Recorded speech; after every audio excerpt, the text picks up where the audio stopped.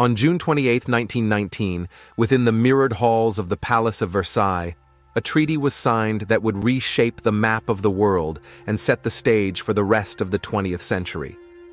The Treaty of Versailles, emerging in the wake of the devastating First World War, sought to redraw boundaries, impose penalties, and prevent future conflicts on a scale previously unseen. But was this treaty a blueprint for peace or a trigger of greater turmoil? And what were the far-reaching consequences, both for the vanquished Germany and the world at large? In this video, we will look at the answers to these critical questions. The assassination of Archduke Franz Ferdinand of Austria on the 28th of June 1914 set off a chain reaction, plunging Europe into World War I. This conflict, which lasted until November 11, 1918, was unprecedented in its scale and brutality. It involved multiple global powers and was fought across various continents, leading to immense loss of life and widespread destruction.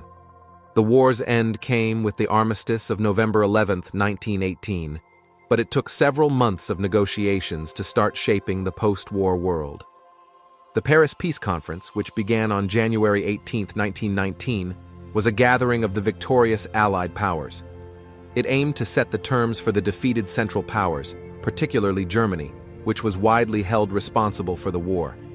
Held in Versailles, just outside Paris, the conference brought together leaders from over 30 nations.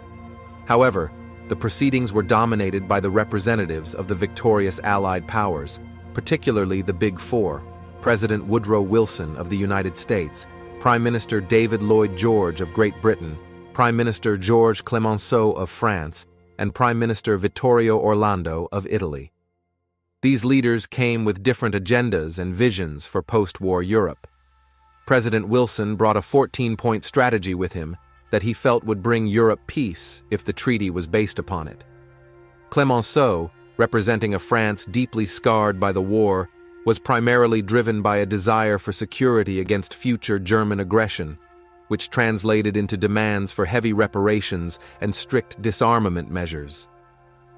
Lloyd George navigated a middle path, recognizing the need for a stable Germany and for the overall economic recovery of Europe, while also under pressure from the British public to ensure Germany was held accountable. Orlando's primary focus was on territorial gains for Italy, but he found himself often sidelined in discussions dominated by the other three. The final version of the Treaty of Versailles contained 440 clauses.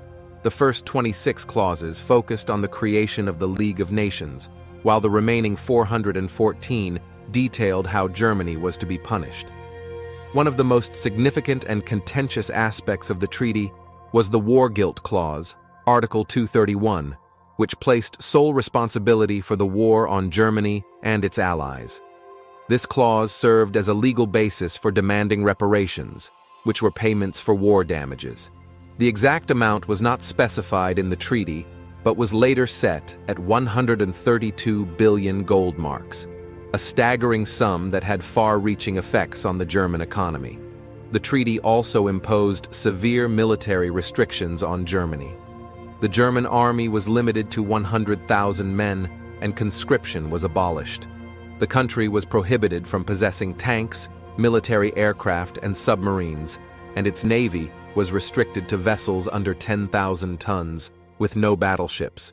These limitations were intended to render Germany incapable of waging war again. In terms of territorial adjustments, the treaty significantly altered Germany's borders. Alsace and Lorraine were returned to France, a source of contention since their annexation by Germany in 1871. The Saar Basin, a region rich in coal, was placed under the administration of the League of Nations, with its coal going to France. Germany also lost substantial territory in the east. West Prussia, Posen, and Upper Silesia were given to Poland, which not only created the Polish corridor to the Baltic Sea, but also left millions of Germans under Polish rule.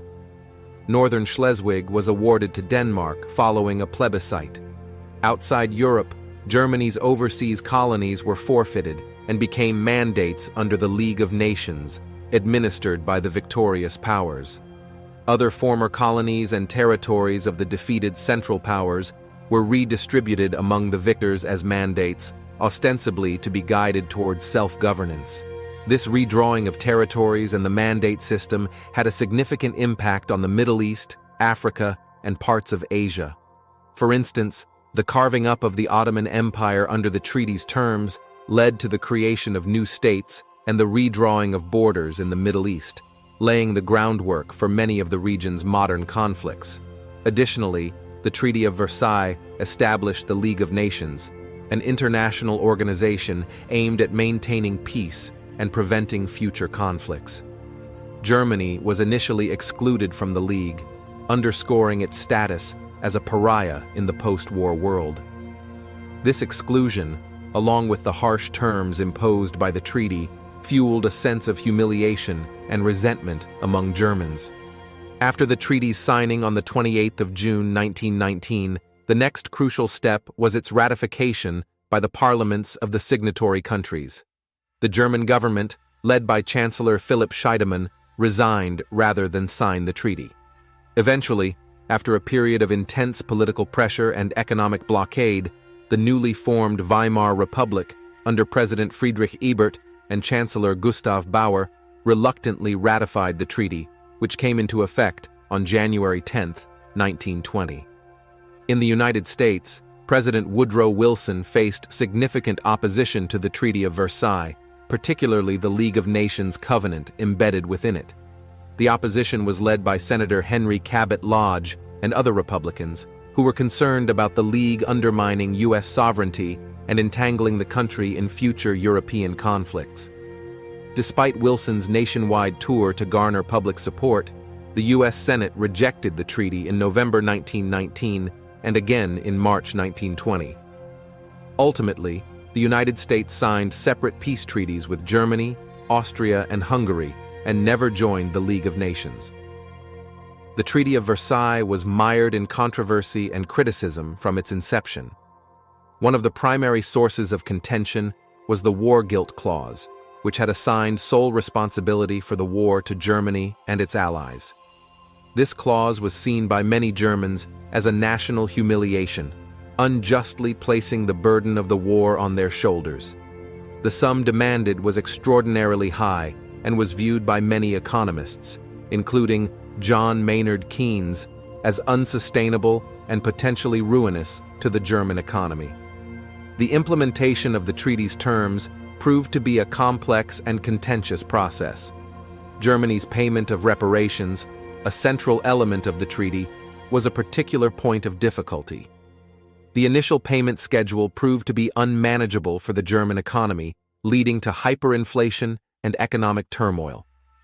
This economic hardship was a key factor in the hyperinflation that plagued Germany in the early 1920s, culminating in the crisis of 1923 when the value of the German mark collapsed.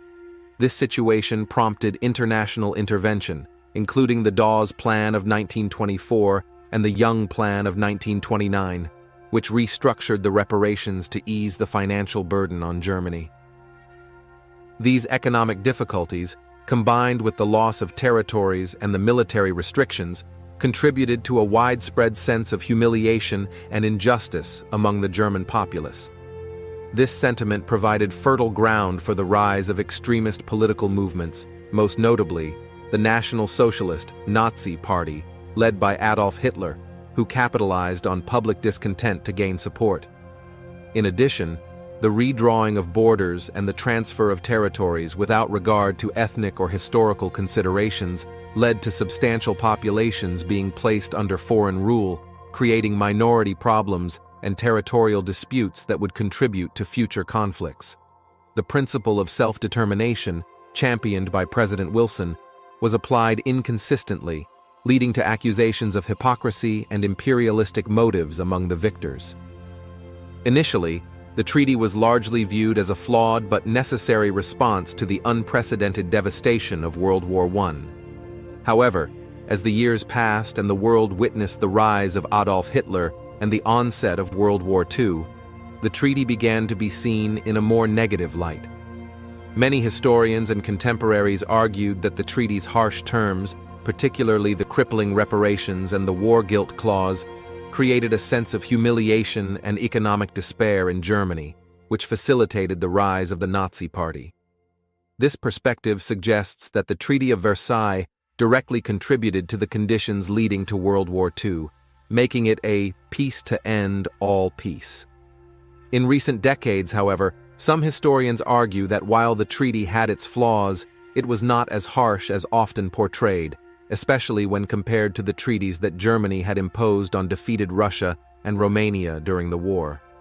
They suggest that the treaty's failure was not entirely due to its terms, but also due to the lack of enforcement and the subsequent international policies in the 1920s and 1930s. This view posits that the rise of the Nazis was not an inevitable consequence of the treaty, but rather a result of a complex interplay of economic factors, political misjudgments, and the global economic depression. I hope you have enjoyed learning about the Treaty of Versailles. If you'd like to know more, please check out the History Skills website. I look forward to seeing you again soon on our next video.